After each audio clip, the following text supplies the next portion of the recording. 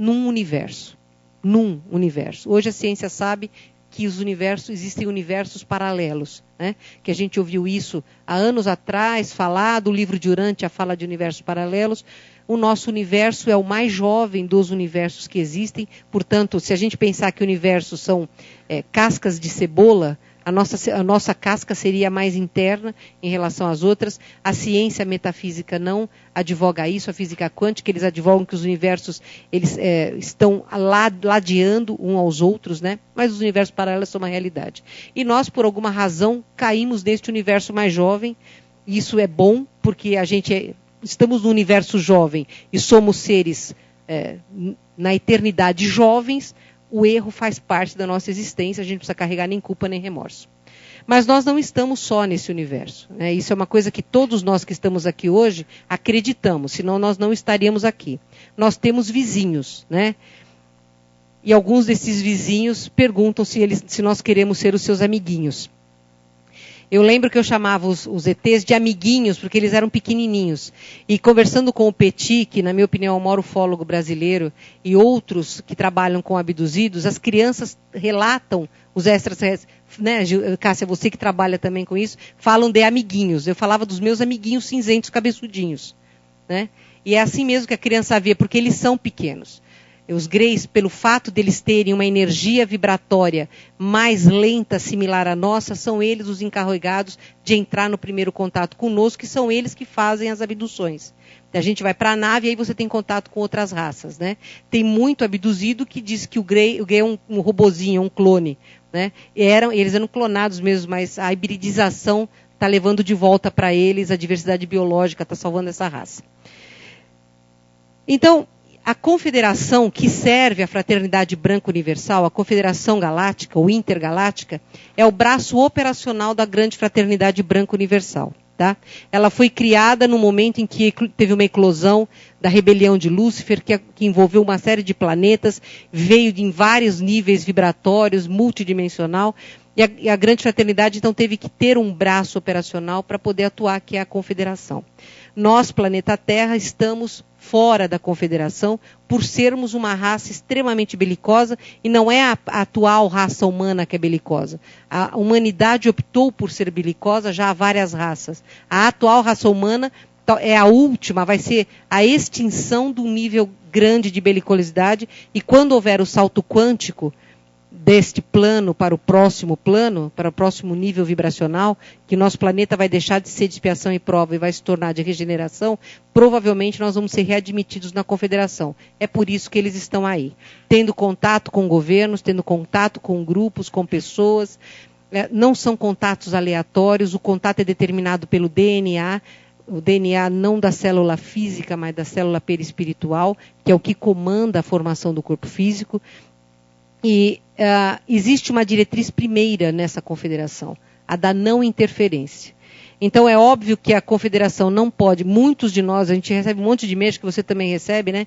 Por que a confederação não faz alguma coisa e não para a aberração do planeta Terra? Porque a Terra não é da confederação, é de nós. Depende da humanidade atingir uma massa crítica de consciência que implique numa mudança, uma rota do eu para o nós. Só vamos ter um contato em massa quando nós sairmos do eu para o nós. Este conceito é vital. Enquanto nós formos egoístas, não entendermos a fraternidade que foi exemplificada por tantos avatares, maiormente Jesus, a gente não dá um salto quântico. Então, o contato em massa da confederação é difícil de acreditar que haja neste momento, né? Eu já comecei, falei que eu dou encrenca. E exatamente porque eles são mais conscientes da realidade multidimensional, eles têm um conhecimento da fonte criadora que nós chamamos de Deus muito mais amplo, muito mais profundo do que nós temos. Eles têm respeito, zelo e conhecimento pleno do que nós somos. Então, eles não interferem e de forma alguma eles maculam a nossa escolha de vida como grupo, como humanidade. Né? Então, todas as interferências que o outro lado, porque não pensem que todo extraterrestre é anjo, porque não é. Nosso universo é bipolar. Tudo tem um lado bom e tem um lado ruim. Existem muitos extraterrestres que são do lado ruim, ao lado escuro da força. né? Então, estes que são do lado claro, eles não interferem aqui, a não ser que o lado errado da força queira fazer alguma coisa que está fora do parâmetro kármico do planeta Terra. Aí eles têm permissão universal para interferir. Caso contrário, não. E é exatamente por isso que a gente acha que está sozinho no universo. Bom, o conceito de grade energética planetária, né, não é novo, mas hoje é uma coisa que você comumente lê, tem muita gente dando informação, mas ele é um conceito muito antigo. A grade energética planetária são linhas radiadas que passam pela Terra como se fossem teias de aranha em diversas camadas, mantendo a Terra em equilíbrio, né? Apesar de nós humanos, mantém a Terra em equilíbrio.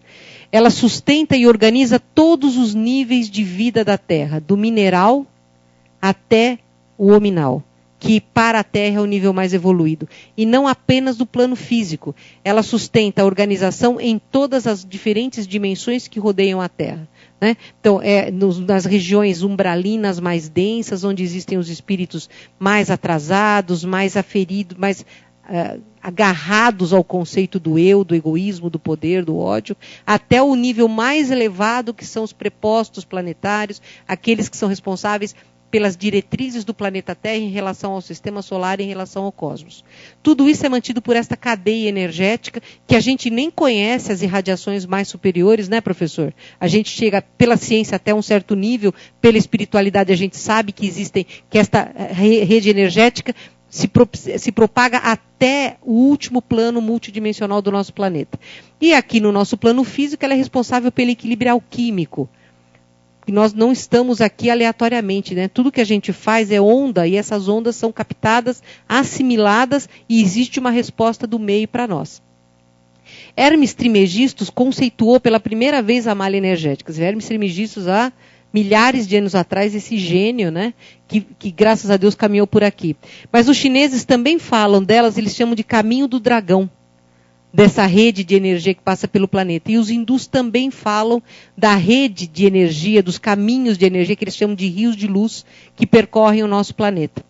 500 anos antes de Cristo, Pitágoras disse que as linhas energéticas passavam pela superfície do planeta. Então, o conceito de grade energética planetária, de novo, não tem nada. A gente só redescobriu, né? O Platão, esse gênio, ele acreditava que somente formas perfeitas mantinham o equilíbrio da Terra. Serei eu? Eu dou choque, viu? Tá, então, e ele desenvolveu a teoria dele através dos seus sólidos, né? Ele colocou 5 sólidos, em que era o ar, o fogo, a terra e a água, e aí ele descobriu que tinha um outro sólido perfeito, que era o dodecaedro, que ele chamou de universo. Então, com estes 5 sólidos, ele explicava para ele toda a teoria da vida, dos 5 elementos mais do universo, que era mais um sólido perfeito, dodecaedro. Aí o que fizeram as escolas pitagóricas? Porque, veja bem, pessoal, o filósofo fica pensando o dia inteiro, né? Então um deles começou a olhar para os sólidos de Platão e resolveu juntar para ver o que é que dava. Eles foram colocando um sólido dentro do outro, colocando estas formas aqui, uma dentro da outra. E eles descobriram que quando eles juntavam todos esses sólidos numa única forma, eles tinham um mapa de linhas formado por 120 círculos, 4.862 pontos de intersecção. E esses pontos, eles chamavam de pontos de energia, que cruzam o planeta. Eles chegaram à conclusão desse desenho. E este é o desenho da grade energética planetária. Tá? Então, os antigos já começaram a planejar as suas cidades, a planejar as suas fortificações, mapeando os pontos de energia da Terra. Como eles mapeavam? Por radiestesia. Eles sabiam exatamente onde você tinha. Quando 2 linhas se encontram, você tem uma coisa chamada nó. Desculpa, eu vou voltar aqui, vou só para frente um pouquinho, para mostrar para vocês. Depois a gente volta. Formam um nó. O encontro de linhas forma nó. Né? Esses nós são pontos de máxima concentração energética. Nos pontos vazios, você tem uma mínima concentração energética. Então, o que eles fizeram? Eles mapearam a Terra e começaram a construir as suas cidades mais importantes. Ah, eu estou indo para frente, gente, eu sou um horror com esse negocinho. as suas cidades mais importantes, as suas igrejas, os seus castelos, os seus fortes, exatamente nesses pontos de energia, desde os antigos. Então, isso é uma coisa que a atual humanidade faz. Não tem lugares que você fala assim, nossa, aqui nada dá certo. Comércio que abre e fecha, abre e fecha, abre e fecha. Eles estão fora desses nós energéticos positivos. E não tem lugar que qualquer coisa, você fala, nossa, essa pessoa tem toque de Midas, tudo que põe ali dá certo. Estão dentro, em cima de um desses pontos de energia. Tá? Bom, então vamos começar a falar da grade energética planetária propriamente dita, que é muito importante.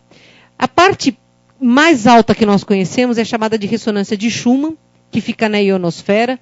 Ela é formada, é um campo eletromagnético formado entre o Sol e a ionosfera, então fica a quilômetros e quilômetros de altura, e ela é gerada a partir de relâmpagos e raios. O Brasil é um país que tem muito relâmpago e raio. O campo de ressonância de Schumann no Brasil, ele é muito forte, mais forte do que em outros locais do mundo. Né? E ele é um tipo de cavidade de ressonância, por isso que é um campo de ressonância. A onda bate e volta, e ele é o verdadeiro marca-passo do planeta Terra. Tá? Então, eu não sabia disso, mas isso foi a Chilena que falou, ele não é homogêneo em volta do planeta. Tem lugares que ele é mais largo, portanto mais forte, tem lugares que ele é mais fraco. Né? Aparentemente isso está relacionado ao desenvolvimento da região no nível mais espiritual e mental do que material. Tá? Ele pode ser considerado como uma onda que se propaga, né, a ressonância, em linha reta. E veja que interessante, ele tem uma ressonância na frequência constante de 7,83 Hz. Só que isso já foi verdade, não é mais, porque a ressonância de Schumann acelerou há um tempo atrás. Hoje ela já está numa frequência acima de 9, né, professor? Quase 13. E isso tem profunda interferência, não apenas no que a gente acha que o mundo está mais rápido, mas na própria ansiedade crescente que nós, humanos, estamos tendo. Tem o lado negativo, que é o da ansiedade, e o extremamente positivo, que é o acelerar do desenvolvimento neurológico, neuromotor ou neuroemocional das crianças. Tudo isso está relacionado a esse marca-passo biológico. Então, varia com o ciclo dia e noite, um lugar onde tem mais raio ela é mais forte, e isso induz a mudanças e a comportamentos em nós, seres viventes na crosta terrestre. Em 1921, o Alfred Watkins, um arqueólogo amador de Hertford, na Inglaterra, numa tarde chuvosa, com uma crise de gota danada, isso é sério, não é brincadeira, ele pegou o mapa da Inglaterra e ele começou a olhar, a mapear onde eram os pontos mais importantes históricos. Campos de batalha, abadias, monumentos monolíticos, que naquela região do mundo tem muito, né? E ele começou a ver que existia uma linha que ligava esses pontos. Aí você pode falar assim, sim, mas entre dois pontos sempre tem uma reta.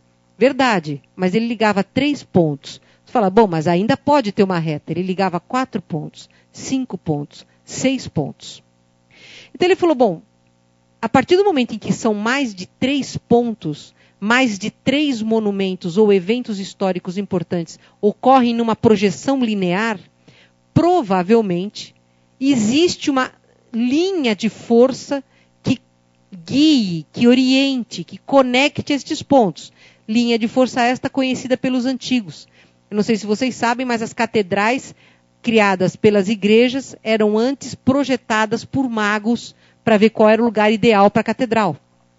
Assim como castelos, pirâmides, etc. Então ele deu um nome para essas linhas de força de linhas de lei. Né? O que fizeram os cientistas de Oxford? Pegaram a teoria do arqueólogo amador e resolveram projetar se ver se aquilo era real. Em vez de estudar só a Grã-Bretanha, passaram a estudar a Europa. E descobriram que aquelas linhas, elas eram reais para toda a Europa. Pegaram essas linhas e viram que grandes monumentos do passado estavam exatamente sobre os pontos de intersecção das mesmas. Por exemplo, Cairo, construído há 6.000 anos de idade, foi projetada de forma a ser harmoniosa em relação a uma linha de lei importantíssima que cruzava o Egito. A mesma coisa em relação a Londres, Paris, Berlim, Moscou, Washington e Brasília. A gente não pode esquecer que o Juscelino Kubitschek teve o insight de levar a capital do Brasil para fora do litoral, puxando para um centro do nosso país e consultou diversos médiuns pedindo a melhor localização e chegou conta que Brasília era isso. Nós não precisamos falar sobre os políticos de Brasília, porque isso é baixar o padrão vibracional de todos nós. Agora, aquele desenho de novo, né? Então, as linhas de lei descobertas praticamente sem querer, elas percorrem o mundo inteiro em latitude e longitude. Elas cruzam o planeta, né? Elas têm uma orientação, vocês veem, elas têm múltiplas orientações.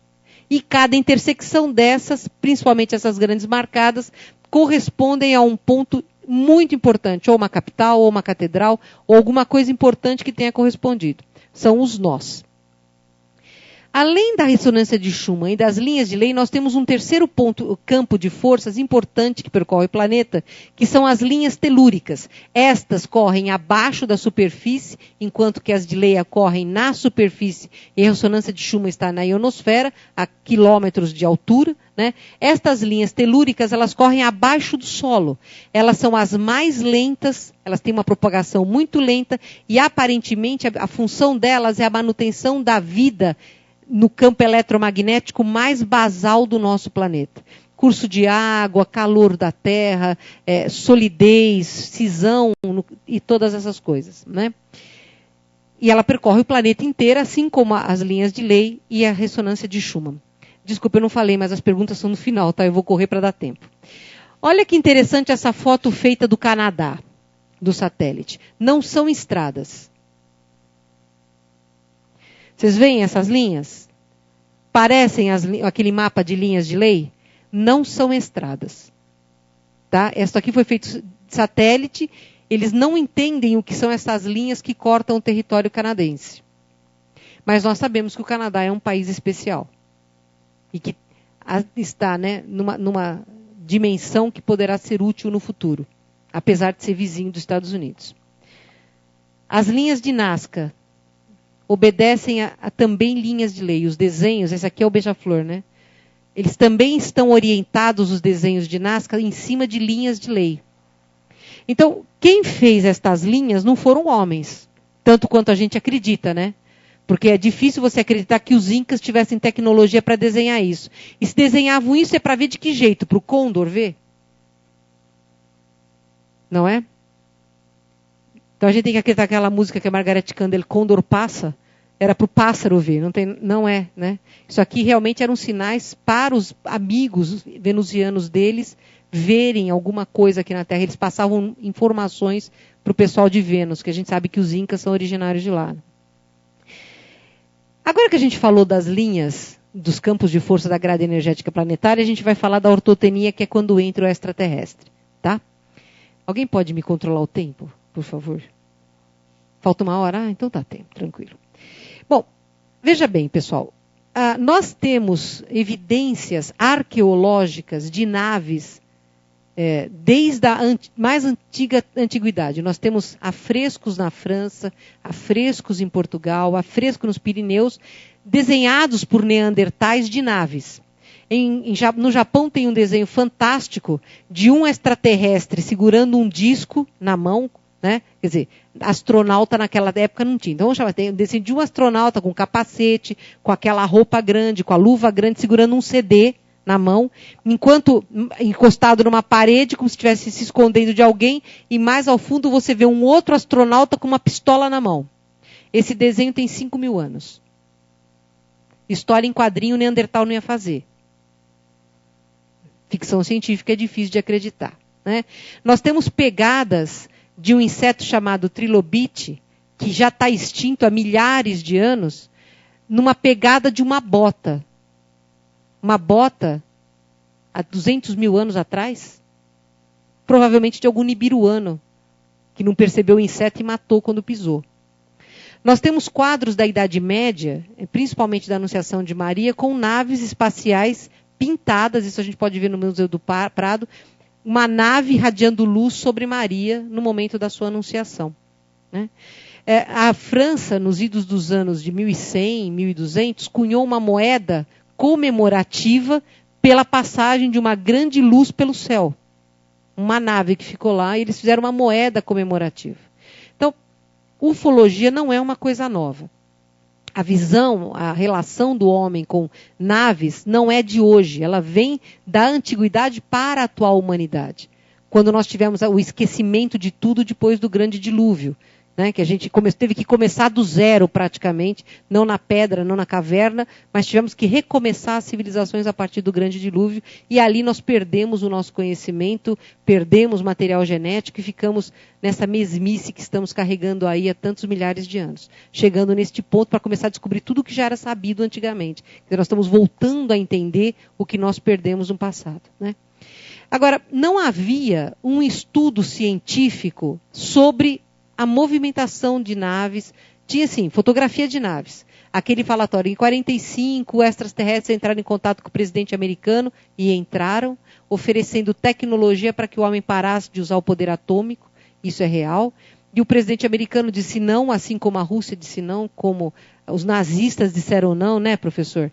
Como os chineses disseram não, porque era mais importante para o homem o poder, e o outro lado da força oferecia poder, e o homem, naturalmente, optou pelo poder. Eu não sei, eu não elegi Truman meu representante, mas os extraterrestres erraram. Na verdade, eles acertaram, eles foram no governante do país que estava detendo a tecnologia do átomo. Não existia a ONU ainda, eles não puderam se manifestar na ONU, né?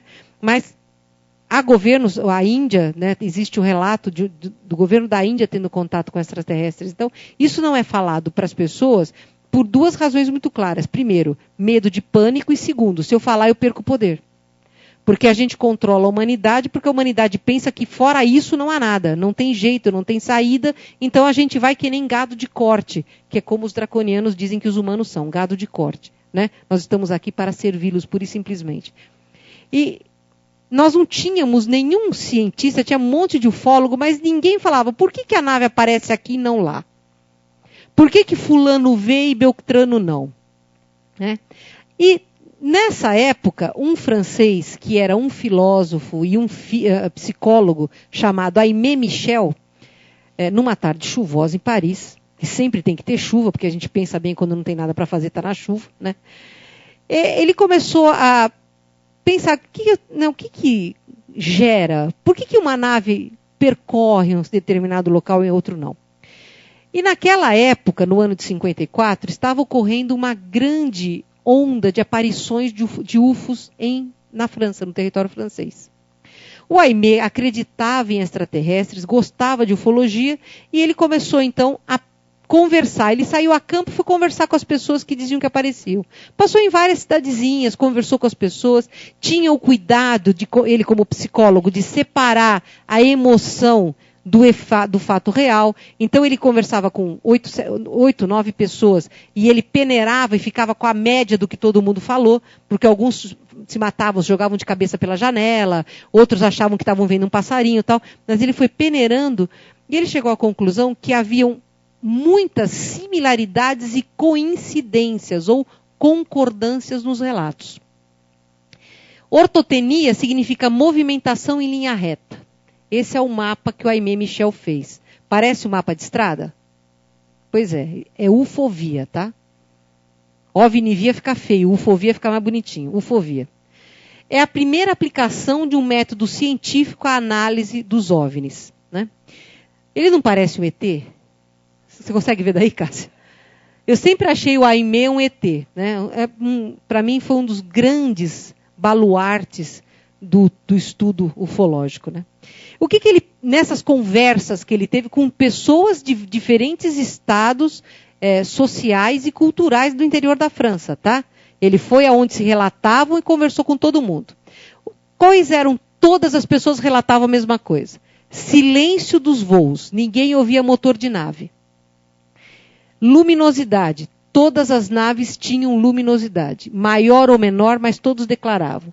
Enorme velocidade, né? Imagina, gente, em 54, né, a velocidade é diferente da de hoje. E ainda hoje a gente vê as naves e nós sabemos que elas são muito velozes, né? Poder de manobra extraordinário. Então eles estão descendo e eles fazem simplesmente um ângulo fechado e vão embora como se nada fosse. Manobra que não pode ser feita por helicóptero, nem por jatos mais modernos, nem por avião de carreira, nem por satélite, nem por balão meteorológico. um padrão lógico, e isso é baseado na onda ufológica que ele pesquisou de 54 do interior da França. Isto não é real para todas as ondas ufológicas. Isto é real para a pesquisa do Aimé Michel. Num suposto ponto central, sempre era avistado um objeto cilíndrico escuro, do qual saíam objetos menores luminosos. Isso aqui é verdade para a pesquisa do Aimé Michel. Isto aqui não é verdade nos avistamentos de ondas ufológicas que nós temos hoje relatos. Mas para este movimento dele era real, tá? O que é uma onda UFO?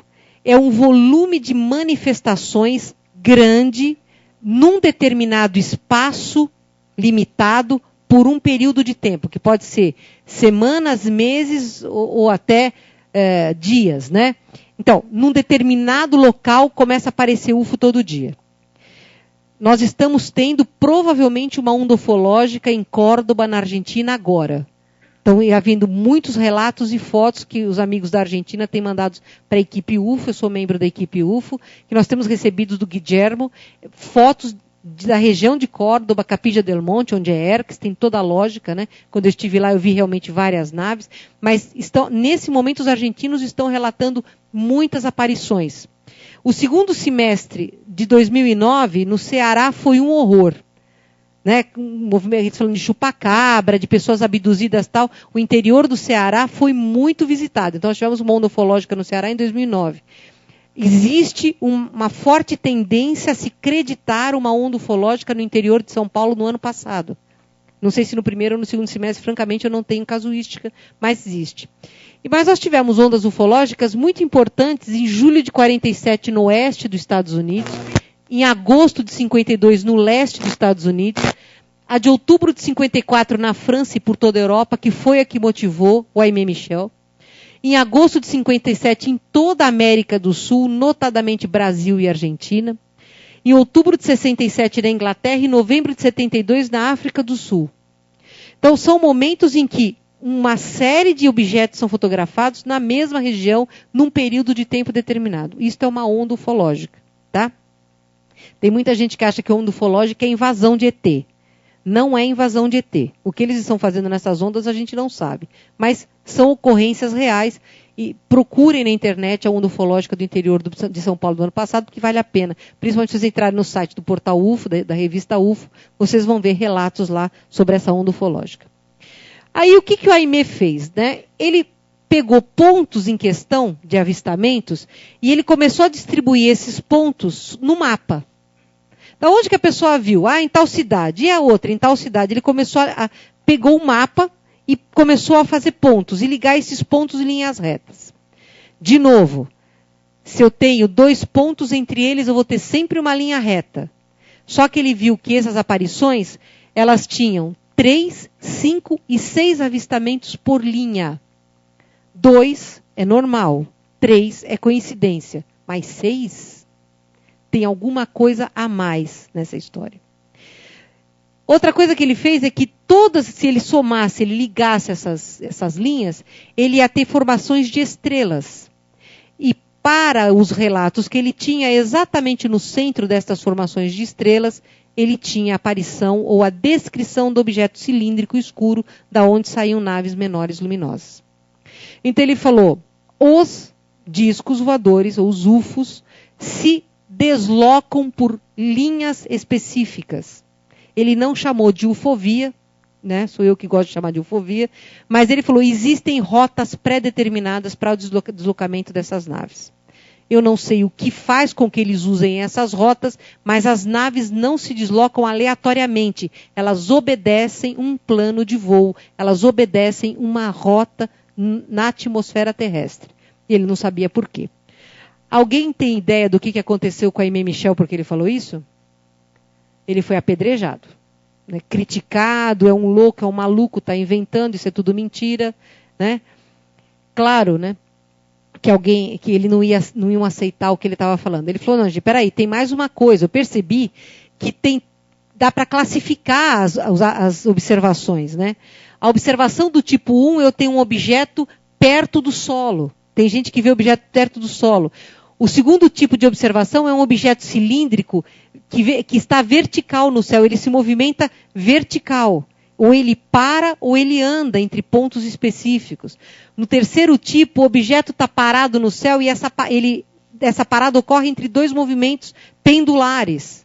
E o último tipo é um objeto raro se movendo em velocidade constante no céu. Gente, em 54 nós não tínhamos satélites, nós tínhamos balões meteorológicos. E ele fala, esse provavelmente é um balão meteorológico. Esse avistamento de uma velocidade constante, que não muda, não importa a cor, não importa a forma, provavelmente é um balão meteorológico.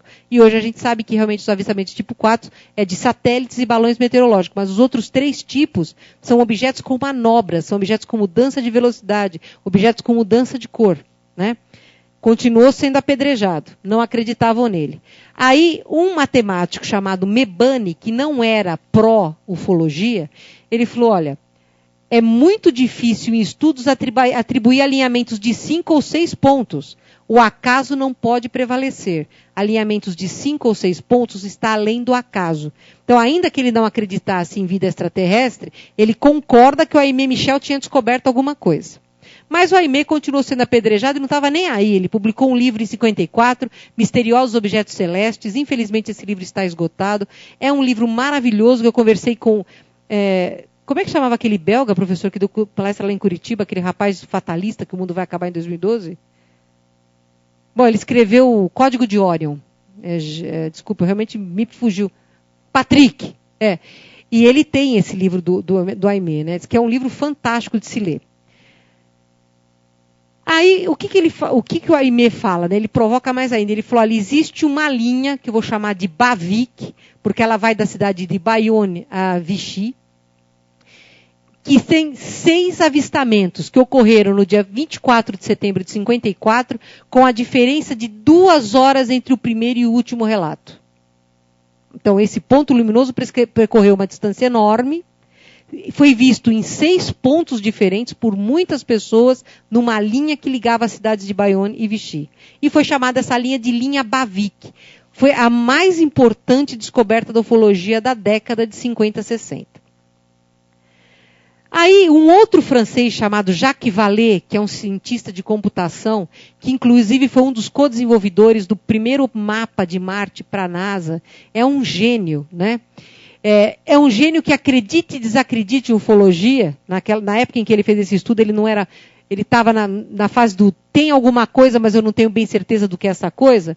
Resolveu pegar as conclusões do patriota Michel, jogar num computador, fazer um sistema e ver o que dava. Então ele conseguiu reproduzir até linhas com 3 pontos, mas ele não conseguiu reproduzir nenhuma linha de 5 ou 6 pontos. Então ele vem a público e fala, a teoria do Aimé Michel pode ser real. Os avistamentos, realmente as naves podem estar percorrendo linhas pré-determinadas.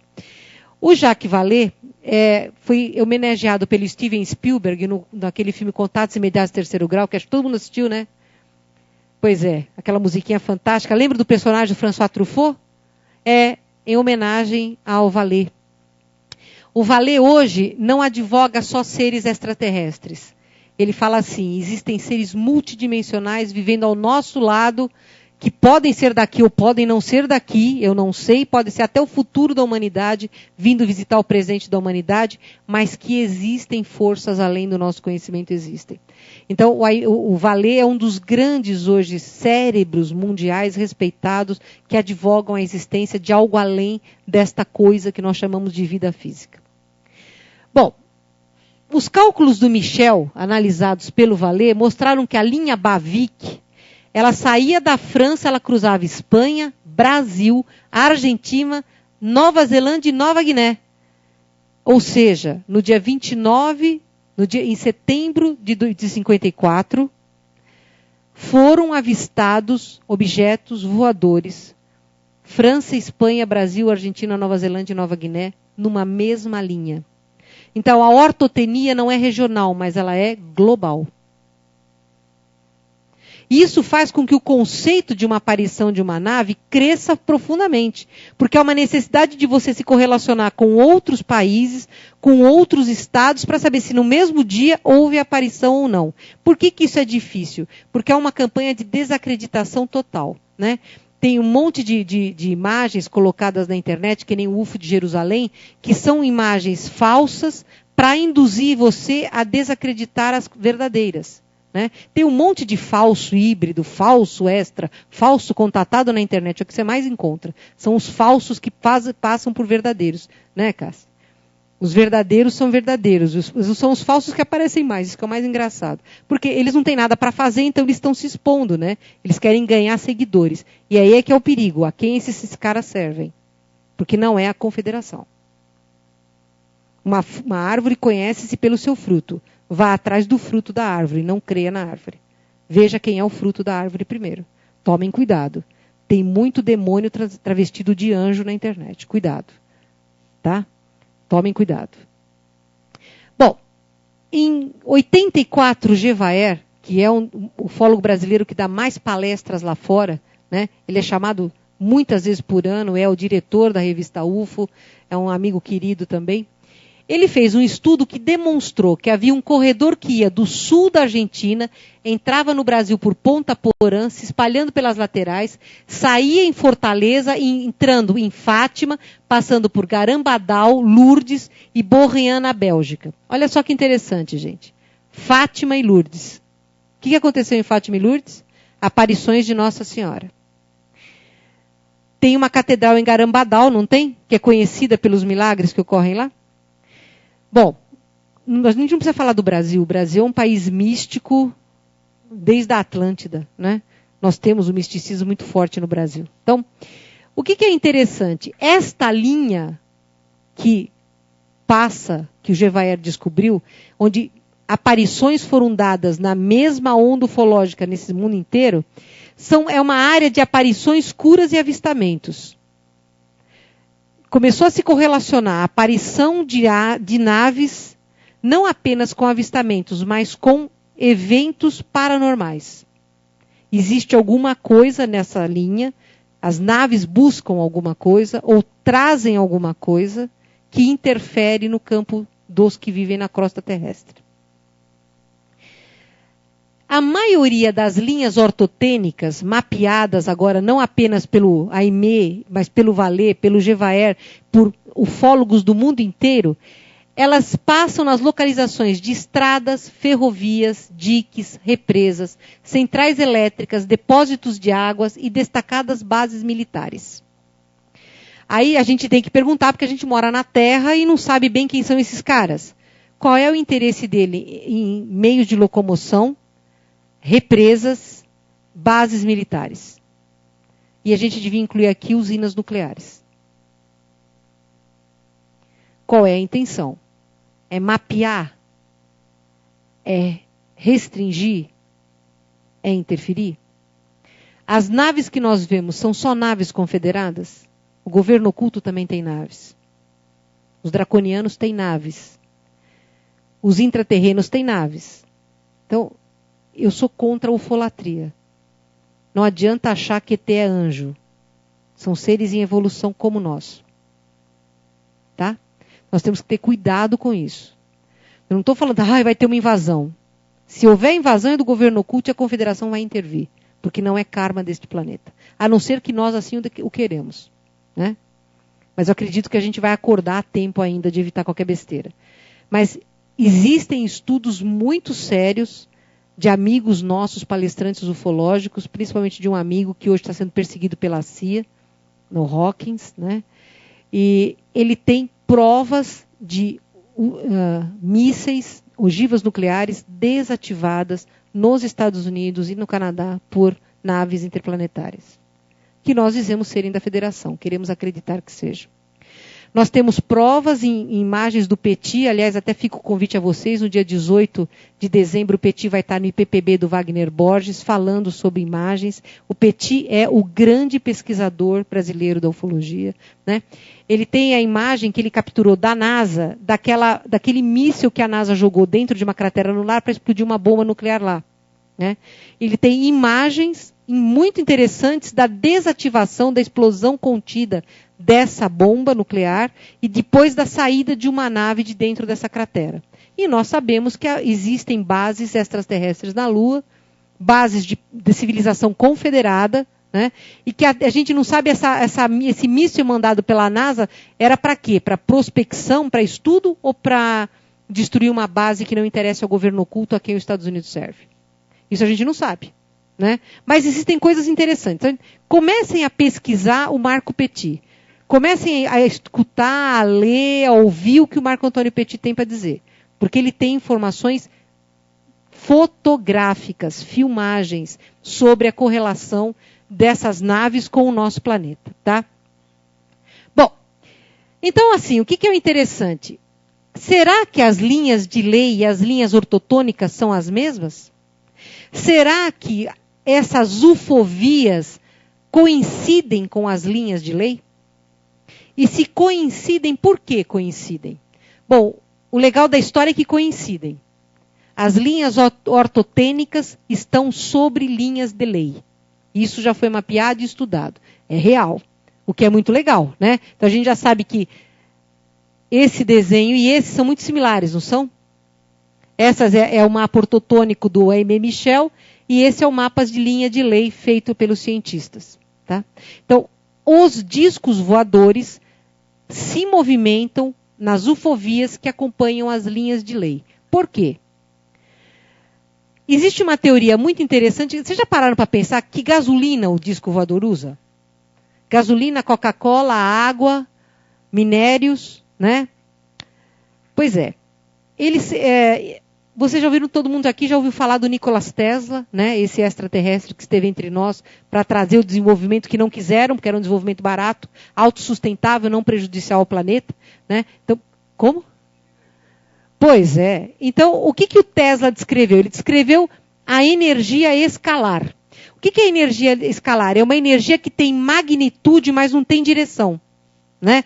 Por exemplo, o que tem direção é um vetor. Se eu empurrar a cadeira, eu estou fazendo uma força, não estou? É uma energia. Eu estou empurrando e a cadeira vai cair na direção que eu estou empurrando. Tá certo? Isso é uma energia vetorial. A energia escalar, professor, eu não sei se eu estou falando besteira, mas eu acho que foi isso que eu estudei. O professor é o meu mestre amado.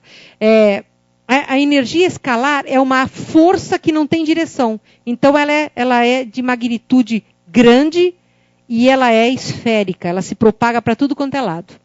Essa energia escalar, ela resulta do encontro de duas ondas eletromagnéticas.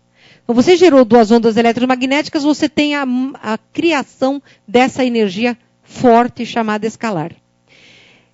E as linhas de lei não é uma onda eletromagnética? Quando elas se encontram, o que elas produzem? Energia escalar. Agora, vocês imaginem, todos nós... Alguém aqui, levanta a mão, por favor, quem já viu uma nave. Legal. Levanta a mão, Margarete, você já viu nave? Não seja rebelde, menina. O que a gente vê na nave? Não? Às vezes você vê ela mais lentinha, ela some. Às vezes deixa rastro, às vezes não deixa rastro. Não é isso que a gente vê? Muito bem. Gente, vocês concordam que essa velocidade está além da barreira do som? Vocês concordam também que elas estão baixas? O que aconteceria com a atmosfera nesse deslocamento da nave? Bum! Qual é a diretriz primeira? Não interferência? Eles não podem alterar a atmosfera da Terra. Agora, é óbvio que o nosso campo vibracional é muito mais denso e a nossa atmosfera é pesada em relação à atmosfera do planeta dessa turma, que já não é mais poluidor do ar, não tem mais tanta forma pensamento negativa como a gente. Então, eles têm que ter alguma coisa para impulsioná-los, que eles possam quebrar a barreira do som sem dar perturbação na nossa atmosfera. Eles usam exatamente a energia escalar. Por isso que eles se movem nas ufovias, que estão por cima das linhas de lei. É preservação do nosso planeta. Por isso que elas são silenciosas.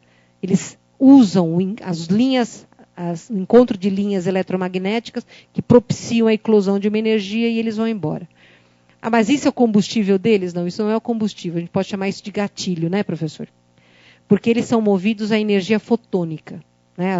Não sei todas as naves. O que eu sei é muito pouco, a gente sabe mais as informações que a Sheliana passa e de outros extraterrestres que passaram para outros contatados, que a gente pode ler aí por fora do mundo. As naves são movidas por uma energia muito especial, né? Elas usam os cristais como banco de dados. Computador em nave não existe, é tudo cristal, né? A nave, eu estive numa nave que o piloto simplesmente encostava a mão no painel que tinha a forma da mão dele e a nave respondia aos pensamentos dele. Isso não dá nem para a gente imaginar, né? Com o computador a gente fica brigando, a gente fala para ele, funciona a coisa, e ele não funciona. Né? Agora a nave deles funciona de uma forma muito melhor e responde a ondas mentais, porque tudo é onda. Nós vamos chegar num momento em que nós vamos compreender que nós somos onda. E por isso a gente pode volitar, não precisa se arrastar, não precisa andar. Não precisa comer, porque é onda, nós somos energia. Quando nós chegarmos nesse ponto, não vai ter depredação mais nenhuma. O Tesla falava isso. É que a gente não ouviu o que ele falou. Né? Então, as naves usam essas linhas de lei. As naves usam essas linhas de lei justamente para poderem se movimentar na atmosfera sem causar problemas. Quanto tempo ainda tem, por favor? 20, legal. Então, vamos falar agora da ressonância de Schumann, né? Que a gente falou que a partir dos anos 90 ela começou a aumentar, que agora ela está entre 11 e 13 Hz. Esse aumento da ressonância de Schumann, estou voltando para a grade energética planetária, tá? Para a gente entender por que agora os avistamentos estão ocorrendo de forma mais concentrada e não espaçada como era antigamente. Existe um desequilíbrio da natureza, não existe?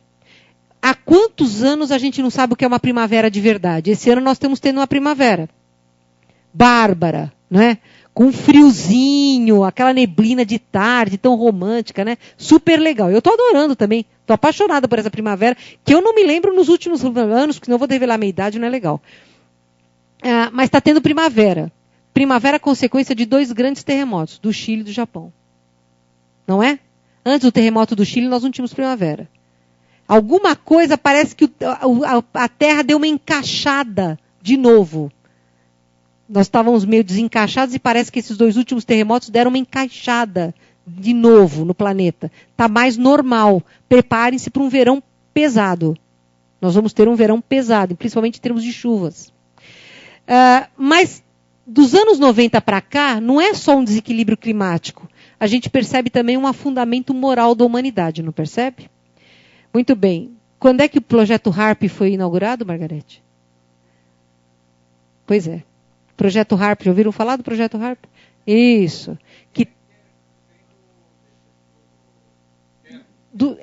Mas a teoria dele era boa. Eles usaram isso para coisa ruim. E não é só o HARP no Alasca, tem o Pica-Pau na Rússia, tem outro na China que eu não faço ideia do nome. Dos 3 que a gente... E tem no Brasil também. A Margarete tem uma palestra maravilhosa sobre isso, que ela vai dar na Casa do Consolador em março. Já estou marcando data, não tem como você mudar. Mas fala muito... E veja bem, gente, a partir do momento em que o HARP entra em frequência, que a ressonância Schumann acelera, qual era o normal? A ressonância de Schumann não é o campo, não é o biorritmo? Não é o marca-passo? O normal não seria nós acelerarmos junto? Mas nós desaceleramos, porque nós temos aparelhos que estão mandando ondas psicotrônicas que induzem a humanidade a um comportamento pequeno. Amoral, perda de referências. Qual de nós aqui está feliz com o desmatamento da Amazônia? Nenhum. Nenhum de nós. Belo Monte vai destruir uma área imensa, desnecessariamente. Nós saímos para a rua? Nós gritamos? Nós conseguimos 4 milhões de assinaturas na internet e não adiantou para nada. É normal esta apatia? É normal a apatia que nós temos à violência que está nos cercando? É normal a nossa apatia aos desmandos do governo, de atrás de governo que nós passamos no Brasil? Isso não é normal. Mas o que aconteceu da década de 90 para cá? Músicas de rebaixamento moral acentuado. A internet não globalizou a fortuna, a sapiência, a bondade. A internet globalizou a miséria, o rebaixamento moral e a violência. Isso é onda. Nós estamos vivendo num mar de ondas que querem nos manter gados numa boiada. porque não interessa a quem comanda o planeta hoje o raciocínio. Se a ressonância Schumann acelerou, o natural é que nós tivéssemos acelerado juntos. Nós estamos piores, moralmente falando.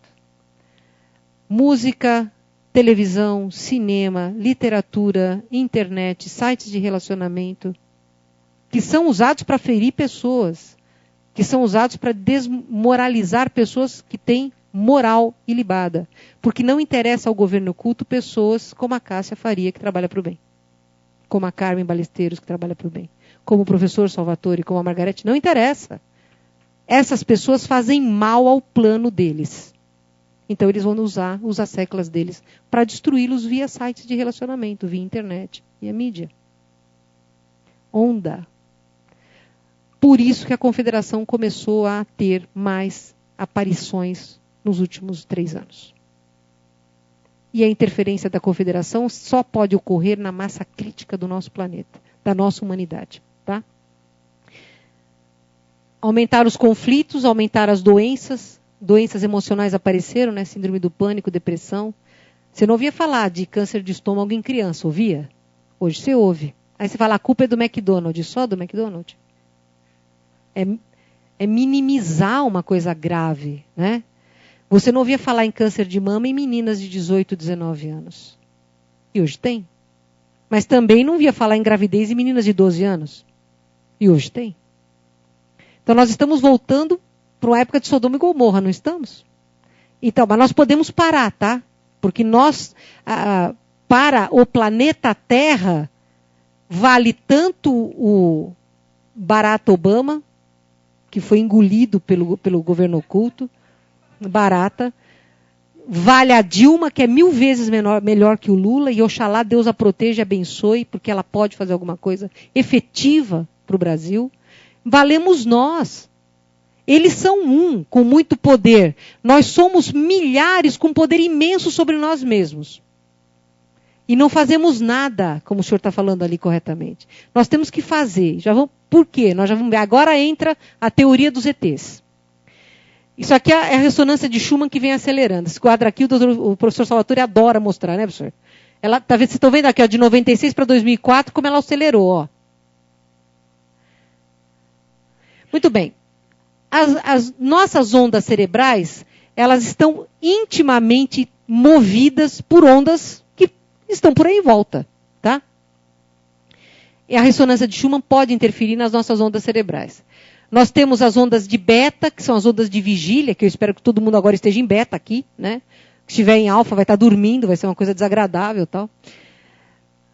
Agora, olha aqui a onda alfa, que é a onda do relaxamento e da reflexão.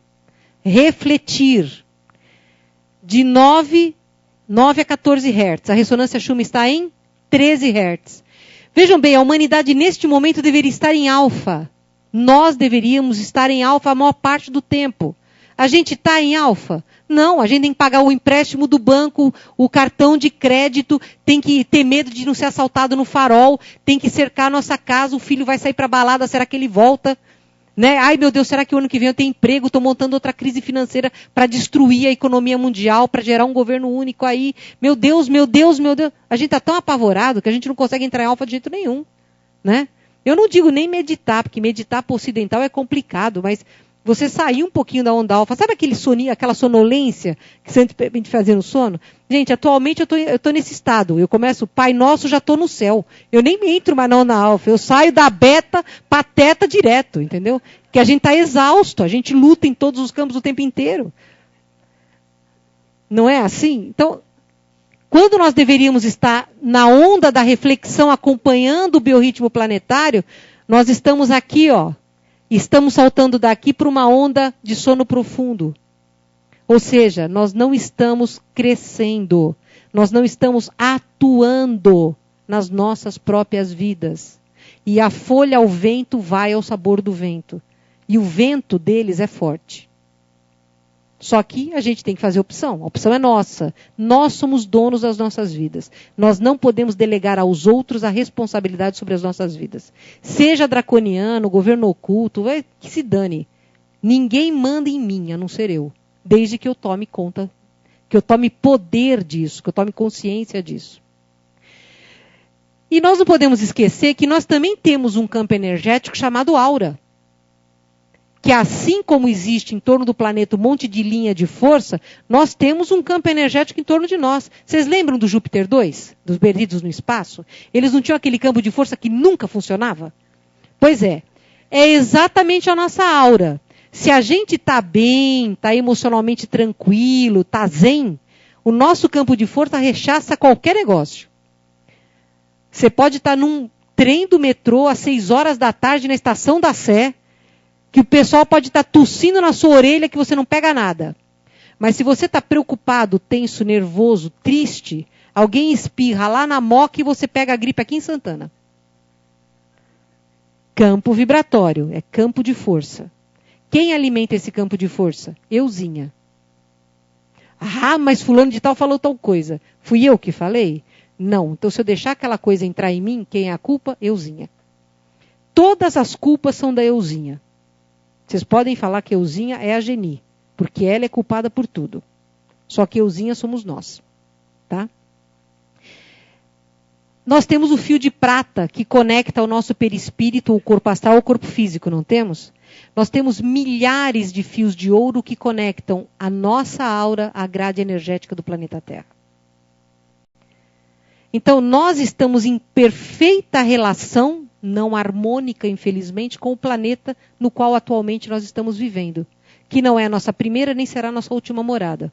Nós estamos passando pela Terra, que é uma escola para doentes emocionais, como a Sheliana fala, fantástica. A melhor da galáxia. Então, o planeta Terra e nós estamos em simbiose. Isso é o que nós somos. Tá? Então você chega para um extraterrestre, como eu cheguei arrogantemente para a Sheliana e falei, olha, eu sempre adorei esse negócio de ET, hein? Eu quero trabalhar no salvamento do planeta Terra. Ela falou, cure-se. Eu falei, não, mas de saúde eu estou bem. Você não tem noção, eu estou acima do peso, mas é uma consequência, porque eu gosto de comer. Mas eu estou muito bem de saúde. Ela falou, cure-se, unidade. Porque ela me chama de unidade, a Margarete é a unidade som, que ela também canaliza a Sheliana, eu sou só a unidade. As outras unidades têm nome e sobrenome, eu não tenho sobrenome. O primeiro filho é sempre o prejudicado, né? E ela falou, cure-se. Eu falei, não, mas você não entendeu, Sheliana, eu estou bem mesmo, de verdade. Emocionalmente eu estou bem, fisicamente eu estou bem. Ela falou, vou repetir. Você quer curar o seu planeta? Cure-se. Porque enquanto houver em você sentimentos e emoções ruins, você é um agente de doença planetária. Percebe o conceito que um extraterrestre tem de grade energética planetária? Então, você quer ser útil ao seu planeta? Tira do seu coração a mágoa, vença o medo. Nós somos escravos do medo e esta encarnação de todos nós, mormente de todos nós, é para vencer o medo. Porque nós não vamos dar o salto quântico enquanto nós somos reféns do medo. Onde há medo não há fé. Fé é conexão. Né? Então, nós todos queremos contar. Eu aposto que se aparecesse um extraterrestre aqui agora, alguns iam desmaiar, outros iam ficar em catatonia, paralisados, outros iam correr e alguém ia tirar uma cadeira. Porque é o normal do ser humano. O ser humano é assim. Né? Por isso, honestamente, você acha que algum extraterrestre tem apetite de contato tridimensional conosco? Eu acho que ia ser difícil, gente. Porque o Petit estava dando palestra lá em Curitiba, a primeira vez que eu fui, foi na Rosa Cruz. Aí colocaram um americano lá para falar do projeto HARP. Gente, jogaram até sapato nele, lembra, professor? Mas acabaram com o cara. Eu falei, pelo amor de Deus, eu vou falar de espiritualidade para o ufólogo. Eu não vou nem falar, eu vou ter uma câimbra e vou embora antes de falar. No último dia, estou lá eu sentada lá em cima, na Rosa Cruz, porque eu sou de fundão, né? E o Petit está falando no palco e eu começo a ver Grey no palco. Eu falei, meu Deus do céu, eu estou no meio do governo oculto. Olha só os inimigos públicos número 1 de todo ufólogo, lá no palco com o Petit. Aí sobe um. Eu já falei, Jesus, na tua mão eu entrego meu espírito, porque o corpo já foi. Aí ele fica bem aqui e eu poucas vezes na minha vida senti a onda de amor que eu senti desse Grey, que era o Zilok. Foi quando eu voltei a me lembrar do que estava apagado lá pelas hipnoses dele. E ele falou, saudações, amiguinha. A partir desse dia eu comecei a mudar os meus conceitos, porque eu estava em conceitos muito errados a respeito de raças extraterrestres. Eu lembrei da alegria e da amizade que a gente tinha quando eu era pequena e que podia conviver com esses seres de uma forma mais livre, menos mental, mais emocional, né? Então, nós somos todos apenas um. Nós somos reflexos individualizados da mesma fonte criadora. Então não tem porquê sentimentos não fraternos. Não tem porquê não compreender. Existem espíritos que preferem o lado errado da força? Um dia eles vão preferir o lado certo, porque a gente também já preferiu o lado errado da força. Hoje a gente evita, afasta do nosso caminho e caminha em frente. Mas nós só seremos capazes de ter contato com extraterrestres da Confederação quando nós compreendermos que nós somos reflexos da mesma energia. Até lá, a gente vai estar contaminando a grade energética do planeta, que é a nossa casa. E se a gente aprender isso e começar a trabalhar intimamente, corrigindo as próprias dores, nós vamos estar salvando o planeta Terra e o contato vai estar muito mais fácil de ocorrer. Tá bom, pessoal? Muito obrigada. Bom, nós temos 10 minutos, se alguém quer perguntar alguma coisa. Calma. Bom, a Casa do Consolador está fundada há quase 20 anos, né? Eu queria fazer um grupo de estudos, porque eu não tenho religião, eu sou adogmático, eu sou universalista. Tenho em Jesus o meu mestre e referência, mas tem tantos seres maravilhosos passaram pela Terra, né? Você não pode fechar a porta. Então a gente fundou a Casa do Consolador há 20 anos atrás, quase. Nós temos lá uma miscelânea, nós temos reiki extraterrestre, corrente médica do espaço, umbanda, xamanismo, desobsessão, escola de médiuns. A Margarete faz musicoterapia lá, é excelente. Né? E assim, nós temos um trabalho, a nossa meta lá é assim, descubra a si próprio. Essa é a meta. Você entender que você nasceu para ser feliz, essa é a herança, né? Que nós temos, que a gente pode chegar nela a hora que quiser. A cura depende da fé, a cura depende da sua predisposição a ser curado. E para nós, o animal, o homem e a planta têm exatamente a mesma significação para Deus. Então lá, planta, animal e homem é atendido todos os trabalhos, não tem restrição. Claro, nunca vi uma planta passando na Umbanda, mas cachorro passa. Quando a dona leva o cachorro, o gato que está intranquilo para passar.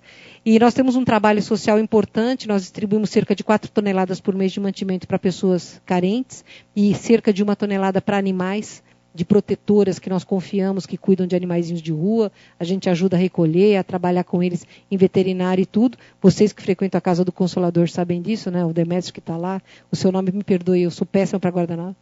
O Helder, o nosso amigo aqui também, que são pessoas lá da Casa do Consolador. Agora, semana que vem, nós vamos ter a primeira semana espírita. Depois de 20 anos, vai ter uma semana espírita na casa. Você já passou lá, por e-mail. Obrigada. Então, a Casa do Consolador é isso. É uma casa que não tem nenhum tipo de preconceito e nenhum tipo de julgamento. Só quer ser útil. Fala.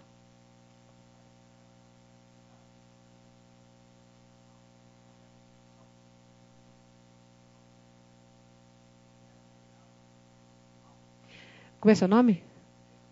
O Leandro está perguntando se é verdade se no final da Segunda Guerra Mundial os alemães nazistas eram aliados do governo oculto. Eles tinham contato com reptilianos chamados draconianos, porque nem todo corintiano é gente ruim. Tem muito corintiano que é maravilhoso. Eu sou palmeirense, reconheço isso. Hoje do Corinthians ser campeão em cima do Palmeiras, porque eu prefiro um São Paulo campeão do que Rio. Enfim... Mas é verdade, eles tinham contato, inclusive eles conseguiram construir uma nave, só que eles não conseguiram a energia escalar para pôr a nave no céu. Tá? Mas é verdade, o professor Salvatore tem uma palestra maravilhosa sobre isso. Quem mais tinha levantado a mão? Oi, desculpe, aquele senhor, pois não?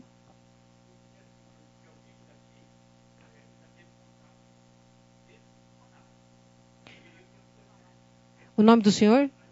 Seu Anésio. Ele quer saber se alguém aqui já teve contato dentro de uma nave. Olha... Se a pessoa teve permissão de ver tudo na nave ou só o que eles queriam mostrar. Eu posso falar por mim. Eu só vi o que eles queriam mostrar. O senhor também.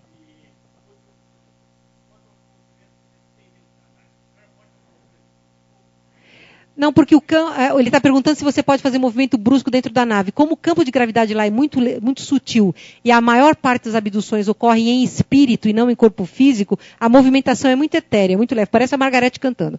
É tudo muito tranquilo. O senhor não consegue. Não consegue. É o que ele fala, que ele tentou dar um soco e ele não conseguiu porque a velocidade da mão dele foi reduzindo a zero. A Cássia vai falar sobre isso hoje no encerramento, no trabalho que ela fez com o Chico Penteado. Ah, é verdade. O senhor viu a verdade, sim. Quem mais levantou a mão? Desculpe, tem uma senhora que levantou aqui primeiro. O senhor? A Sheliana? Ah, o Astar. Olha, existe o comando Astar. É o comando Astar. Não é um ser, é um comando. Tá? Faz parte da confederação, pois não.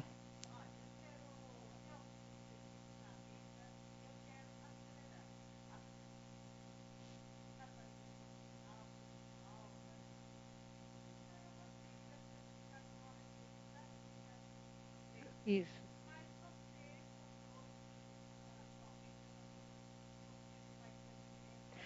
Não as linhas de lei. Desculpa, qual é o seu nome? A Elizabeth não quer acelerar as coisas na vida dela e gostou da explicação sobre as linhas de lei, mas você entendeu o que eu disse, que as linhas estão sofrendo interferência. Elas não sofrem. Não, as linhas de lei continuam o campo eletromagnético normal delas na superfície terrestre. O que mudou foi o campo de ressonância de Schumann, que está acelerando. Não, são diferentes níveis dessa malha energética. A ressonância de Schumann está na ionosfera, a linha de lei está aqui na superfície, as telúricas estão por baixo.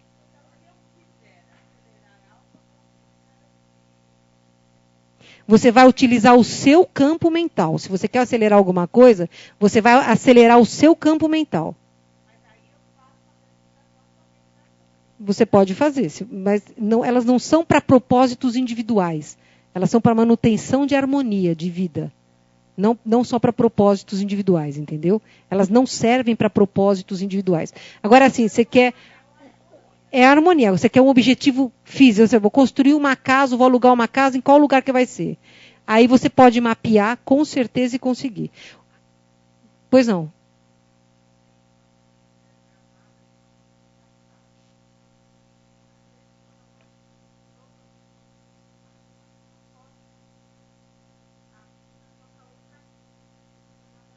Que legal.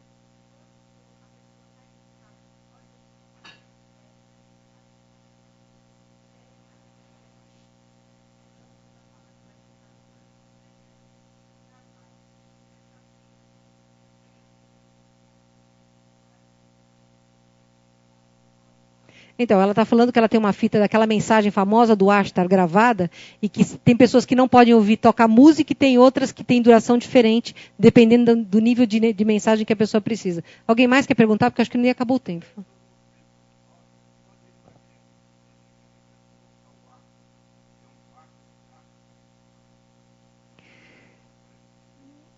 Mas não tem necessidade deles criarem vácuo, né? O ar não é impeditivo para a movimentação deles. O ar não é impeditivo. O ar, apesar da nossa atmosfera ser mais pesada, ela não chega, o atrito que ela provoca não chega a ser um impeditivo para o deslocamento deles. E se eles fizerem o vácuo, eles vão fazer exatamente a explosão atmosférica que altera a nossa vida aqui. Por isso que eles não fazem. Gente, desculpa, tem mais uma pergunta só? Eu estou à disposição depois para responder. Pois não.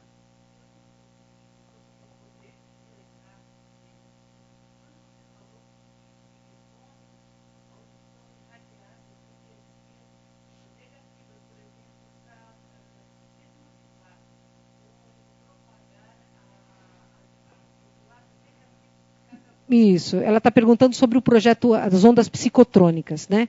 As ondas psicotrônicas estão sendo propagadas pelo projeto HARP, pelo Pica-Pau, pelo chinês, e a Margarete falou que tem aqui no Brasil também, é para manutenção de comportamentos viciosos. É como se fosse, sabe aqueles reflexo condicionado? Você ensina o rato para ele pegar comida. Eles selecionam onde eles querem, porque eles jogam para a camada, né, ionosfera, e eles dirigem exatamente para onde eles querem. Tá? Então, você não condiciona o rato que ele tem que apertar um botão para pegar comida? Nós temos reflexos condicionados por essas emissões psicotrônicas, que são mensagens subliminares, que vêm em músicas. É impressionante o que tem nas músicas que a gente ouve mensagem subliminar para induzir determinado comportamento. Tá? Isso é real e está acontecendo. Nós estamos sendo vítimas de um bombardeamento eletrônico. HARP, H-A-A-R-P. E o Pica-Pau. Gente, desculpa, eu vou atender todo mundo, não é justo a gente atrapalhar o evento?